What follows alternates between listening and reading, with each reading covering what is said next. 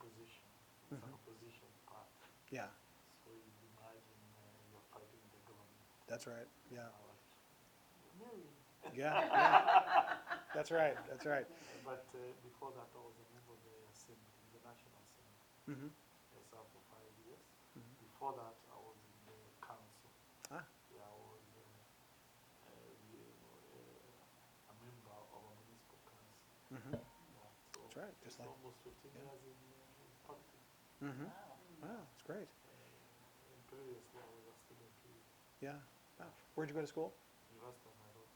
I Ah. did law. Oh, interesting. Wow. Hello. Exactly. That's right. That's right. It helps.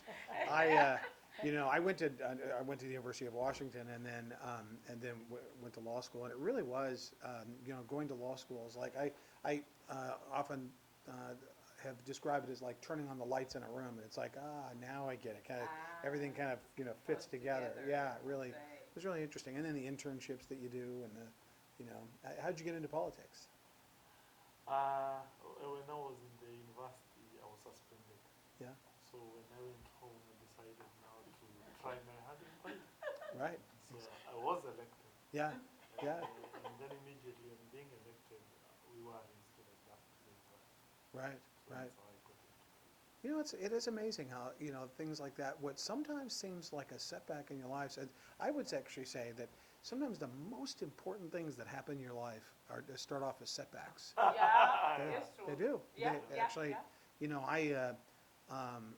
when I was playing football at the University of Washington, I tore 3 ligaments, and on the last day of practice in my sophomore year, I couldn't walk for 3 months, but I came back, played the next year, but it was only because of that injury and coming back that I earned this big award at the end, and it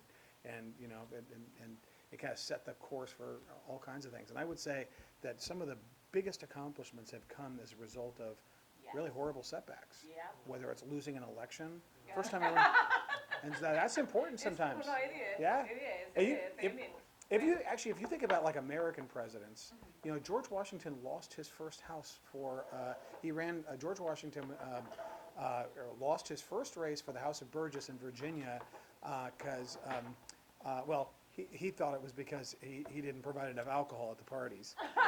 And he said he would never make that mistake again, and he didn't. he won. And he won the next time, yeah. And actually, but even if you think about George H.W. Bush, a president that I worked for in the White House back in 1992, I did an internship. And I'll show you the pictures. When we get all done, I got to show you my office. Oh, yeah. And so, but that president, the first Bush, lost his first time out. And then he lost his Senate race, but then he got a series of appointments, and next thing you know, he's the vice president and the president. His son lost his first bid for Congress, and Bill Clinton lost his first bid for Congress in 1974. So there's a whole string of United States presidents that. Barack Obama famously lost that congressional primary. He couldn't even get on the floor of the Democratic convention 8 years before he was the nominee. Because he lost that congressional primary. So I do think that sometimes the loss is very important, not only for individuals but organizations and countries. You learn more from your losses than you do your victories. Yeah. Yeah. Yeah. So anyway, we are happy, Yeah. and we thought of doing a courtesy call, and maybe to seek some few discussions, if you don't mind. Mm-hmm. One, maybe you could tell us the policy of your entity concerning twinning. Yeah, we'd be very glad if we could start such kind of collaborations. I don't know whether you require formal request for twinning. I don't know. Or we're talking about our sister city. Is that what you mean? Twinning, Yeah.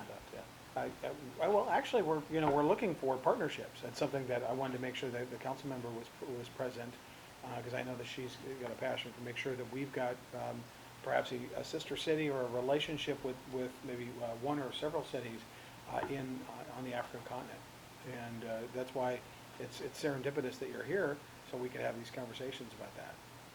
What would be the procedure for that? Well, I think it's just making up our mind we want to do it. I mean, I don't, I tend to be, I tend to, try to cut through things and things don't need to be, it is the will of the entities to partner. And, I think the council would need to approve it. But, what we'd want to do is make sure that we've got, and have some cultural exchanges. Usually what we do is we partner with a particular city.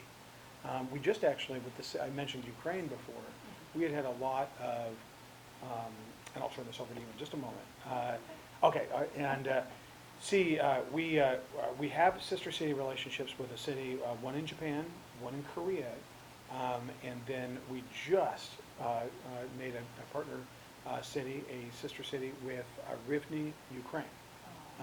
We just did that right at, about 50 days ago, right when the conflict started, right when the war started, the invasion started. So really it's about finding a good partner that we can have some good exchanges, cultural exchanges, financial and business, where we can have substantive exchanges. And we really want to also have partners where we can make it a real partnership, where we could, go there and have your delegations come here and we go there. Fine, maybe to escalate the matter forward, maybe we'll do a letter, and then you can probably table the letter before your relevant organs for your consideration. Right. So what city are you looking at Good question. as Thank a city? Well, it's a small town. It's called Muranga. After the new constitution was enacted, we did away with cities. Technically, yeah. Really? Yeah, we did away with cities. We changed our model of governance. So we have the national government and what we call devolved units, which are basically entities consisting several urban areas. But they have the power now to create cities, which are not really democratically elected, but they are just administrative units. So basically, therefore, the request will be will be made by the county, to be on behalf of that county, which is like a region.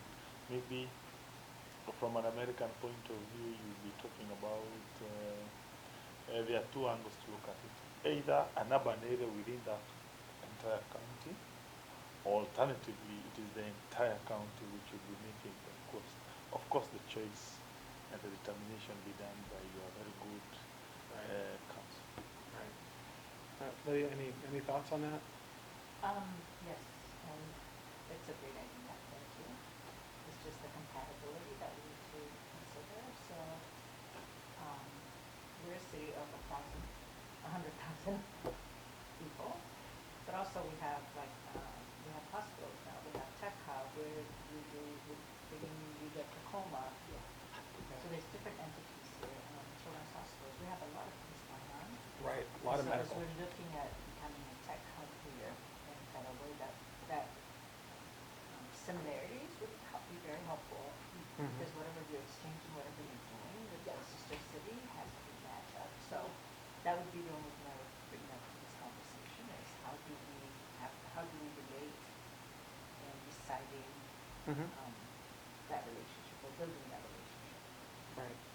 Yeah, and then just maybe some, I think a letter would be a great way to start that off. And I think that, hitting some of those points about maybe some, as some sectors in our economy, whether it's tech or the hospital. I think you're absolutely right. The medical facilities here, we have quite a number of medical facilities, hospitals, clinics, that kind of thing. So it's likely because of where we're situated geographically. On the Puget Sound area, we're right in the middle. And that's why a lot of people move here.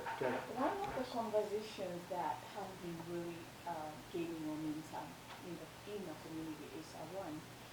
A lot of providers or healthcare and in-home care providers are from specific regions of Africa, specifically Kenya.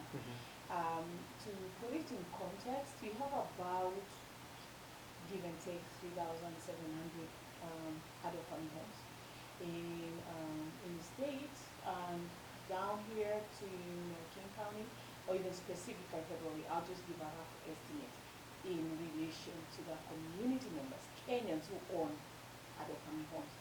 I'll float a number of 200, you know, because we do a lot of resources distribution for for small businesses. So one of the things that has been really evolving is around healthcare. Okay. And because there's a lot of sometimes barriers that crop up. There are some other systemic barriers for sure. There's the issue of the socio-economic issues. And so one role our organization plays is the trusted message role, whereby we are reaching out to our people and telling us them it is okay. And then reaching out to the government and saying, just okay, you tell us what's going on here, so then we put a cultural lens to it. So bringing it back to this conversation is because they've been mapping like the issue of the community clinics and the issue of what our sisters and brothers in the Hispanic communities have achieved under the CMOS Right. clinics program. And so these are people working in healthcare, a lot of them healthcare professionals, not only providers but professionals, living and working and investing in the role and saying, oh, we still cannot get our employees low cost access to Right. some level of care, right? Because of all these other barriers that ride on each other. And so they've been asking, they ask me sometimes when I'm not coming to the